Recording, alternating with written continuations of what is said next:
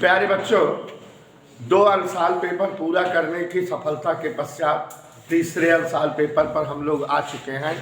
आपके सामने हमने लिख दिया है अंशाल पेपर भौतिकी का लगवा रहा हूं और वर्ष 2019 चल रहा है और जो अंशाल पेपर हम हल करने जा रहे हैं उसका कोड 346 FJ है और उम्मीद है कि इसी हफ्ते ये ख़त्म हो जाएगा, क्योंकि अगले हफ्ते से प्रकाश हम लोग पढ़ेंगे, लेकिन थोड़ा कमर कस के पढ़ेंगे, तेज पढ़ाएंगे, देर तक पढ़ाएंगे, जल्दी से ख़त्म कराएंगे। भैया नमस्ते। और अंशाल पेपर हल करने के लिए करबद्ध निवेदन है कि आप अपनी जो कॉपी बनाए हैं अंशाल की उस पर क्वेश्चन जरूर नोट किया करिए, ठीक है। तो चलिए हम क्वेश्चन पढ़ते हैं। पहले का सबरीन, पहले का यदि कैपिटल ई तथा कैपिटल एच, ध्यान दीजिएगा, कैपिटल ई तथा कैपिटल एच क्रमशः विद्युत क्षेत्र तथा चुंबकीय क्षेत्र की तीव्रता प्रदर्शित करते हैं, तो कैपिटल ई बटा कैपिटल एच का मात्रक बताओ। तो प्यारे साथियों, थोड़ा सा यहाँ लड़ाई लड़नी है, ध्यान दीजिएगा। 1 का और आपको पहले से बता दे रहे हैं कि ये वाला पेपर थोड़ा टेक्निकल है, कठिन है। ई बटा एच का मात्रक, यहाँ ध्यान दीजिएगा सभी साथी, ई बटा एच का मात्रक, जहाँ पर बच्चों ई का मतलब हमारा वैद्युत क्षेत्र है और एच का मतलब चुंबकीय क्षेत्र है, चुंबकीय क्षेत्र की तीव्रता। तो ध्यान दीजिएगा सभी लोग ई बटा एच के बारे में बात कर रहे हैं। ई का जो है मात्रक आप जानते हैं, वैद्युत क्षेत्र की तीव्रता का मात्रक न्यूटन प्रति कूलम होता है या वोल्ट प्रति मीटर ही होता है। याद आया? तो जो भी कहो वही लिख दे, न्यूटन प्रति कूलम ऐसे। और चुंबकीय क्षेत्र की तीव्रता का मात्रक आप जानते हैं F बराबर I sin थीटा। इस हिसाब से न्यूटन प्रति एम्पियर मीटर, यही होगा कि नहीं हमसे बात कर लो अगर कोई दिक्कत हो तो। न्यूटन कट गया, एम्पियर और मीटर ऊपर चला गया, कूलम्बवा नीचे आ गया। और आगे सभी लोग ध्यान दें, एम्पियर विद्युत धारा का मात्रक है। एम्पियर मतलब होता है कूलम प्रति सेकंड। क्या होता है? कूलम प्रति सेकंड। आई बराबर क्यू पार्टी होता है ना बेटा, वहीं से लगा रहा हूं। तो यहाँ कूलम प्रति सेकंड और ये मीटर नीचे कूलम, तो कूलम से कूलम कट गया, मीटर प्रति सेकंड ये मात्रक आ गया। तो आप समझ गए कि ई बटा एच का मात्रक क्या होगा? मीटर प्रति सेकंड। दिया है कहीं इसमें? एक बार फिर से देखते हैं कहीं पर बच्चों, ये इसका आंसर ई बटा एच का आंसर मीटर पर सेकंड होगा, लेकिन ये तब होगा जबकि प्रश्न जो है ई को वैद्युत क्षेत्र की तीव्रता और एच को चुंबकीय क्षेत्र की तीव्रता कहेगा तब। जबकि यहाँ अंशाल पेपर में गलत लिखा हुआ है। गलत क्या लिखा हुआ है? यहाँ जो ई को वैद्युत क्षेत्र की तीव्रता लिख रहा है ये सही है, लेकिन एच को चुंबकीय क्षेत्र तीव्रता जो लिख रहा है गलत है, क्योंकि आपको पूरी किताब में मैंने पढ़ाया है चुंबकीय क्षेत्र तीव्रता कैपिटल बी से प्रदर्शित होती है। किससे प्रदर्शित होती है? और यहाँ जो है एच जो लिखा हुआ है ये चुंबकन तीव्रता होती है और एच का सूत्र होता है B/μ0 - क्या सूत्र होता है? B/μ0 - और इसका मात्रक जो है बच्चों ये सदिश राशि है, इसका मात्रक एम्पियर प्रति मीटर होता है। सीजीएस पद्धति में इसका मात्रक अरेस्टेड होता है। तो यहाँ देखो दूसरा भी आंसर लिख के दिखा रहे हैं। ई को अगर वैद्युत क्षेत्र की तीव्रता समझा जाए, क्या समझा जाए? वैद्युत क्षेत्र की तीव्रता, और एच को क्या समझा जाए? चुंबकन तीव्रता। चुंबकीय क्षेत्र की तीव्रता और चुंबकन तीव्रता दोनों अलग चीजें हैं। चुंबकन तीव्रता इधर क्लियर। और वैद्युत क्षेत्र तीव्रता का मात्रक जैसे न्यूटन पर कूलम या वोल्ट प्रति मीटर जो भी होते हैं वो लिखते हैं न्यूटन पर कूलम, ऐसे लिख दें। और चुंबकन तीव्रता का मात्रक अभी बताया बेटा एम्पियर प्रति मीटर होता है। क्या होता है? एम्पियर प्रति मीटर। और सीजीएस पद्धति मात्रक इसका क्या होता है? अरेस्टेड। तो हम लोग जो है इसका मात्रक जो होता है एम्पियर प्रति मीटर, उसका इस्तेमाल करते हैं, एम्पियर प्रति मीटर। कोई डाउट बेटा? अब ऊपर कहा नीचे, नीचे कहा ऊपर, तो न्यूटन मीटर ऊपर हो गया और एम्पियर कूलाम नीचे हो गया। इधर क्लियर? कहीं कोई दिक्कत? ध्यान देते रहिएगा, जहां सुविधा होगी बता देंगे। न्यूटन मीटर को क्या लिखते हैं? जूल। और एम्पियर कूलाम, एम्पियर मतलब कूलाम प्रति सेकंड, लेकिन यहां पर भी जो है वो लाना है ना, एम्पियर माने कूलाम प्रति सेकंड, कुछ कटेगा नहीं। कूलाम का मतलब क्या होता है? कूलाम, न्यूटन मीटर लिखा रहने दे रहे हैं। कूलाम का मतलब एम्पियर के पदों में बताओ। देखो Q/T बराबर I होता है, तो ये तिरछा गुणा हो गया एम्पियर सेकेंड। क्या हो गया? Ampere second. अब भी तो नहीं आएगा। एम्पियर सेकेंड हो गया। न्यूटन पर न्यूटन मीटर, एम्पियर सेकेंड। ये न्यूटन मीटर माने जूल लिख देंगे, जूल पर सेकंड को वाट लिख देंगे, वाट प्रति एम्पियर स्क्वायर। तब भी नहीं आएगा, वो नहीं आएगा जो आंसर दिया हुआ है। तो हम लोग जो लाए हैं यही सही मान लेंगे, ठीक है? खंड खा पढ़ते हैं तब भी नहीं आएगा, ये गलत लिखा ही हुआ है। खंड खा करते हैं, सुधार लीजिएगा। हमने दोनों तरह से आंसर दे दिया, ठीक है? देख लेना, अगर असुविधा हो तो बता देंगे। हाँ, अगला देखते हैं बेटा। धारावाही चालक के चारों ओर उत्पन्न होता है। तो अगर कोई चालक तार है और उसमें अवशेष रजक धारा बहती है, तो उसके चारों ओर क्या उत्पन्न हो जाता है? चुंबकीय क्षेत्र। कौन बताया है? अरस्टेड।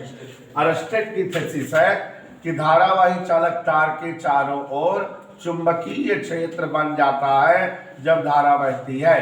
खंड का देखो, वो बेटा यहाँ पेपर की मिसप्रिंटिंग है, हो सकता है किसी और अनुसार पेपर में देखो तो सही छपा हो। ये पेपर की मिसप्रिंटिंग है पहले वाले में।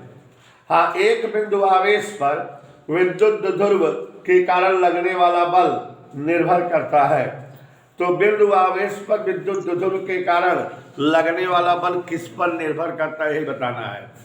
तो बताइए। यह बराबर 1/r क्यों? आंसर जवाब के साथ 1/r क्यों बताइए?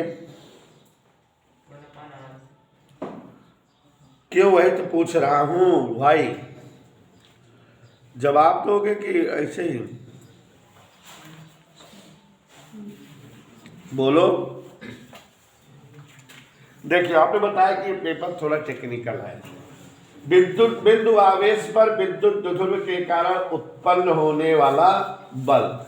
विद्युत ध्रुव किसी आवेश पर बल लगाए, कोई ऐसे विद्युत ध्रुव है और उसके कारण किसी आवेश पर बल लगे, तो आपको पता है, नहीं आपको बता दें, विद्युत ध्रुव के कारण किसी आवेश पर बल।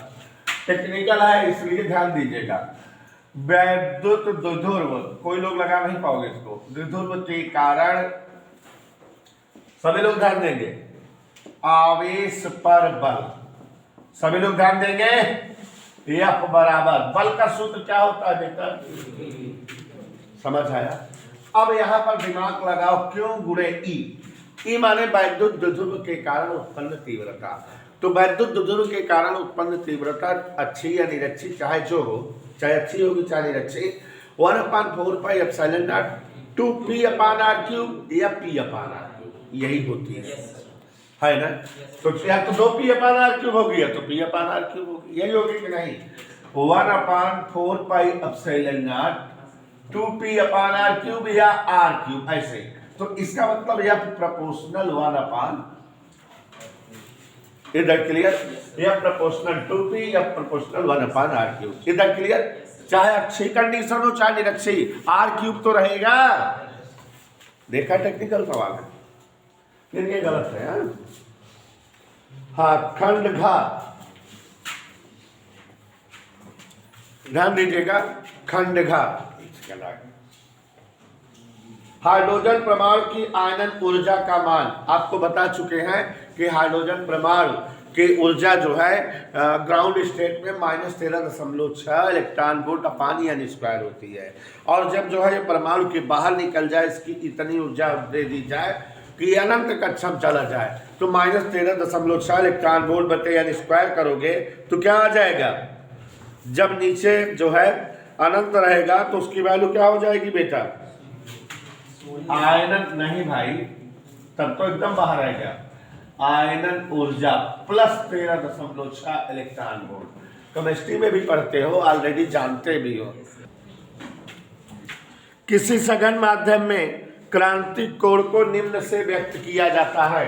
देखिए सघन माध्यम में क्रिटिकल एंगल या क्रांतिक कोण दिया है थीटा टी बराबर tan इनवर्स, क्या लिखा है जरा पढ़ के बताइए, tan इनवर्स 3/4। कुछ जो है अंशाल पेपर में tan इनवर्स 3/r लिखा है, तो जो r लिखा है उसको सुधार लीजिएगा, tan इनवर्स 3/4 है वो।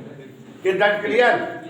जिनमें r लिखा है उसको सुधार लीजिएगा, tan इनवर्स 3/4 है।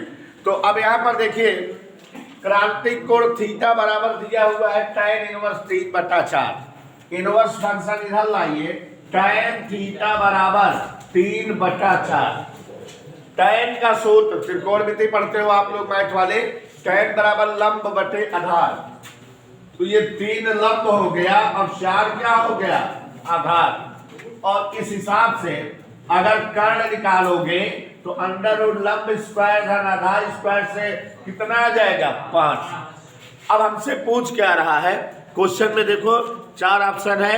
सघन माध्यम का अपवर्तनांक विरल माध्यम के सापेक्ष बताओ, माने विरल माध्यम के सापेक्ष सघन माध्यम का अपवर्तनांक। यहां देखिए विरल माध्यम के सापेक्ष सघन माध्यम का अपवर्तनांक, सघन माध्यम का अपवर्तनांक।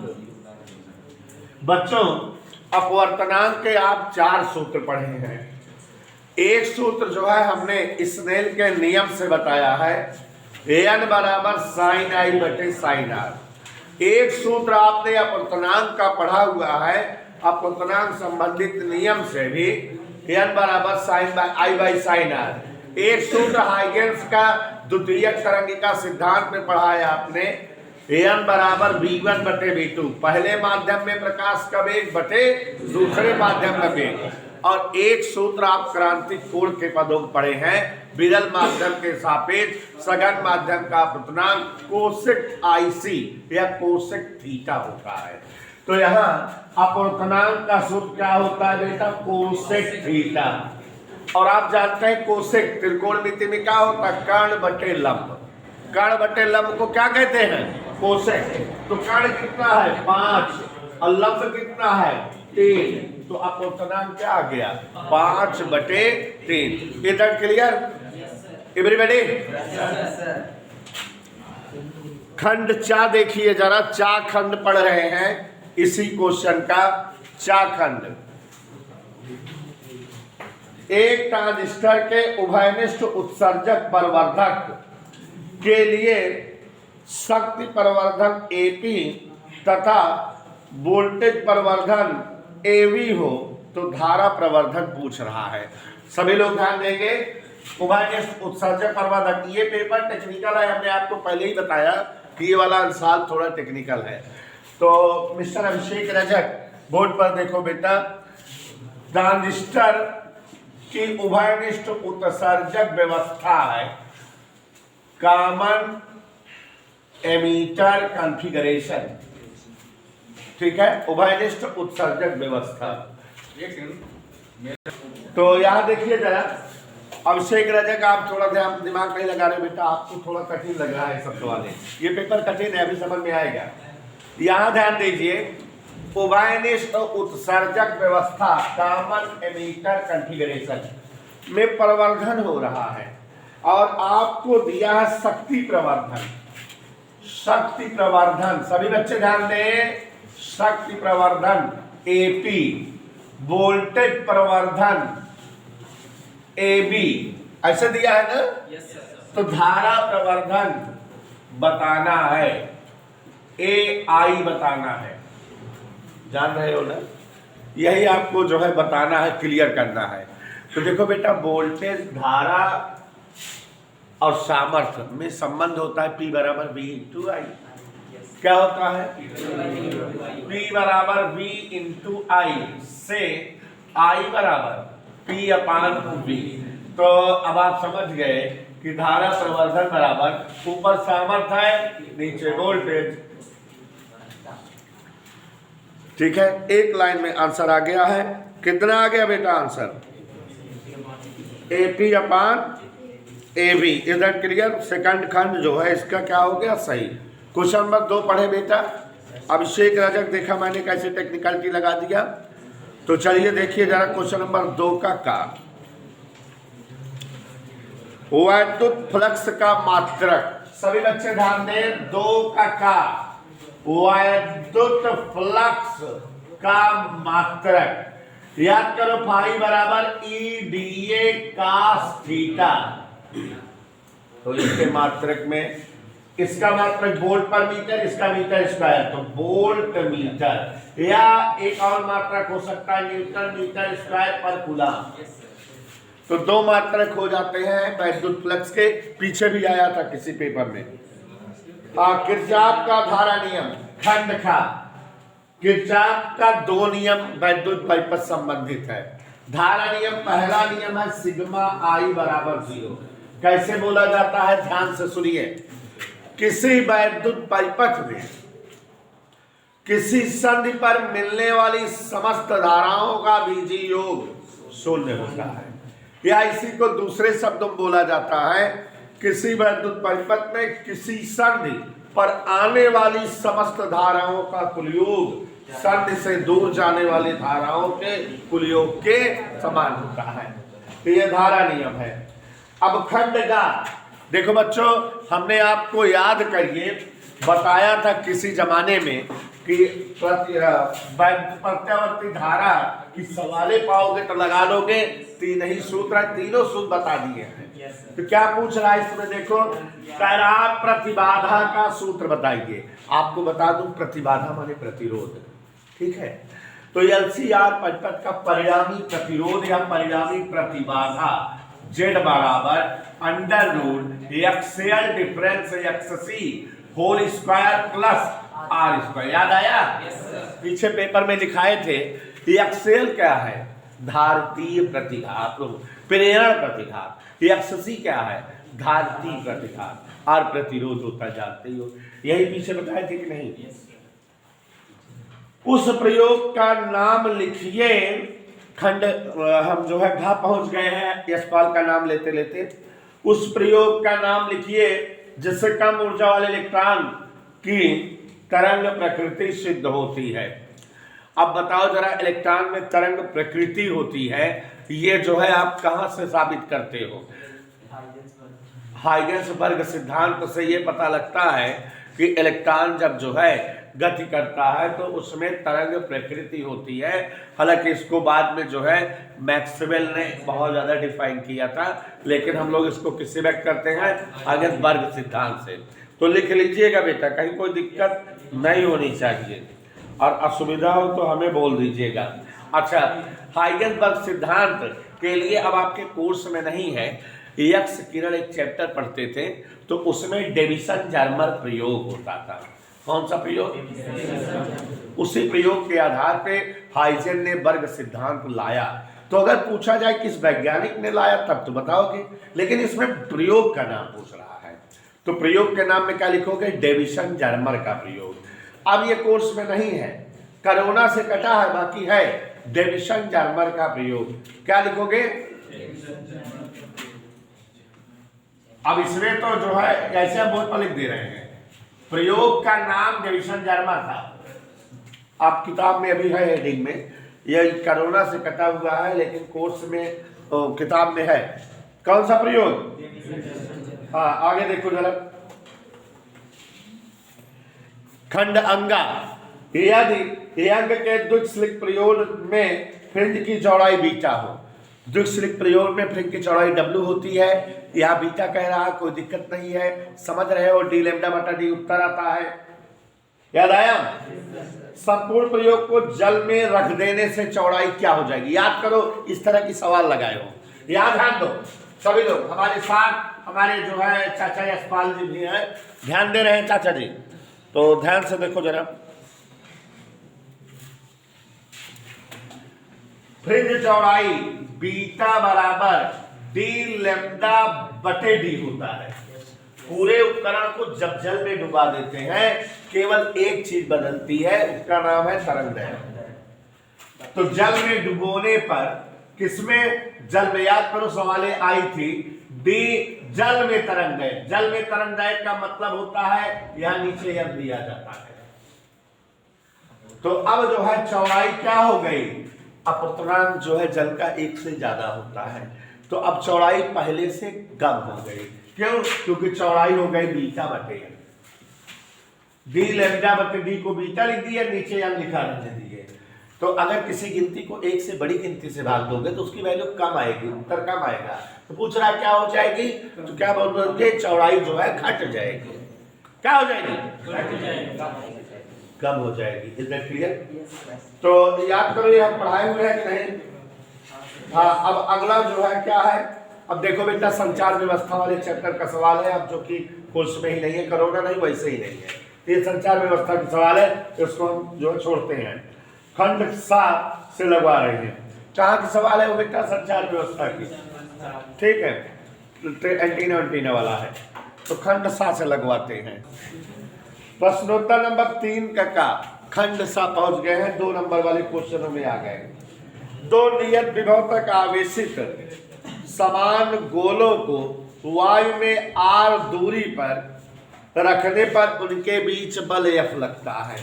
यहां ध्यान दीजिएगा, क्वेश्चन नंबर 3 का खंड है, दो नियत विभव तक आवेशित समान गोलों को, दो समान गोले हैं, सभी लोग नहीं देख रहे हो, एक गोला ये है और एक गोला ये है, समान गोले हैं, सभी बच्चे ध्यान दें। उनके बीच बल F, कितना बल लगता है F, समान विभव तक उन्हें आवेशित किए हैं। उक्त गोलों के बीच लगने वाले बल का मान भी बताओ, जबकि उन्हें माध्यम में r दूरी पर रखा जाए। कितने दूरी पर रखा गया है, r दूरी पर। इधर क्लियर?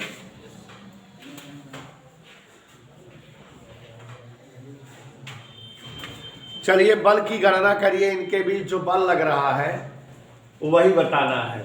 दो नियत गोले हैं और इन्हें नियत विभव तक आवेशित किया गया है। जब इसे आप आवेशित किए हो और इसे आवेशित किए हो तो निश्चित तौर पे दोनों के बीच क्या लग रहा होगा बेटा,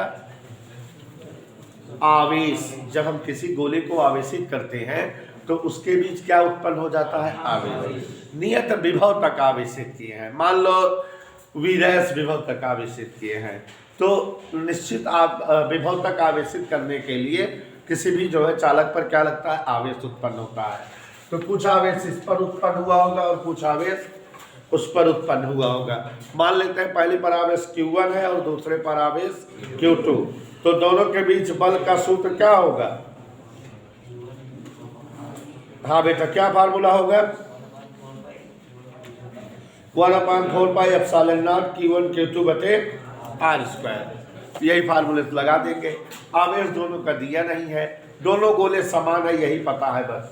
तो देखो जरा, F बराबर 1/4 पाई एप्सिलॉन नॉट, मान लेते हैं कि इस पर आवेश कितना है Q1 और इस पर आवेश कितना है, विभव का सूत्र होता है 1/4 पाई एप्सिलॉन नॉट Q/r करके, यही होता है। तो जब दोनों गोले समान हैं, समान गोले हैं मतलब जो है दोनों में विभव समान होगा, ठीक है, विभव क्या होगा, दोनों में समान होगा और इसलिए दोनों पर आवेश समान होगा, ठीक। और आवेश मान लेते कितना है, Q। तो 1/4 pi epsilon not Q into Q/r², यही फार्मूला होगा 1/4 पाई एप्सिलॉन नॉट Q²/r², जहां Q गोलों पर आवेश है। गोलों पर उत्पन्न आवेश है। इसकी वैल्यू नहीं दिया हुआ है, नहीं तो निकाल देते हैं। इधर क्लियर? यहाँ के लिखेंगे जरूरी, क्योंकि परावैद्युतांक दिया है। के परावैद्युतांक वाले माध्यम में रखे गए हैं। समझ आए बेटा? खंड खा देखो जरा। एक लेंस की क्षमता -5 डायोप्टर है। सभी लोग ध्यान देंगे, लेंस की क्षमता कितनी दिया है? -5 डायोप्टर। फोकस दूरी बराबर होता है 100/p, और इससे जो है 100/p की जगह -5 रखेंगे तो -20 सेमी, मतलब 20 सेमी का अवतल लेंस बनेगा। 20/500 इतना समझ में आया? अब कह रहा है कि इसके फोकस पर रखी वस्तु के प्रतिबिंब की स्थिति किरण आरेख द्वारा स्पष्ट करिए और चित्र भी बनाइए। तो देखो जरा, ये हमारा कौन सा लेंस है? अवतल लेंस है। और आप जो है ध्यान से देखिएगा, ये इसका प्रकाशिक केंद्र है, ये इस तरह से। याद आया? कोई डाउट? किसी को सुविधा तो नहीं है? समझ आ रहा है पक्का पक्का? तो अब यहां पर ध्यान दीजिए जरा, हम इसके फोकस पर, यहां कौन सा फोकस होता है इसका? दूसरा, द्वितीय फोकस, जो कि डिस्टेंस कितनी है? 20 सेमी पर एक वस्तु रख दे रहे हैं, और इसका प्रतिबिंब कहां बनेगा, कैसे बनेगा, यही बताना है। अवतल लेंस हमेशा सीधा आभासी प्रतिबिंब बनाता है। कहां बनेगा अगर हमको नहीं मालूम है तो हम निकाल सकते हैं 1/f बराबर 1/b माइनस 1/u का प्रयोग करके। 1/f फोकस दूरी माइनस, 1/v नहीं मालूम, 1/u -20। क्यों -20? क्योंकि वस्तु भी तो उसी जगह रखी जा रही है, फोकस पर ही तो रखी जा रही है। तो ऋण धन इधर आया तो ऋण, तो ऋण 2/20 बराबर 1/b। तो आप जान गए होंगे कि b बराबर -10। b बराबर क्या हो गया? एक किरण ऐसे मुख्य अक्ष के समांतर चली, कहां से गई? पीछे बढ़ाए जाने पर फोकस से जाती प्रतीत हुई, और एक किरण कहां से चली? प्रकाशिक केंद्र से आगे बढ़ गई, दोनों कट गई, ये क्या बन गया? प्रतिबिंब। a डैश b डैश, और कितनी दूरी पर? 10। इधर क्लियर? तो चित्र भी बना दिए और आपको बता भी दिए कि प्रतिबिंब की प्रकृति पूछ रहा है, तो प्रतिबिंब जो है चित्र बना हुआ है सीधा आभासी। Any doubt?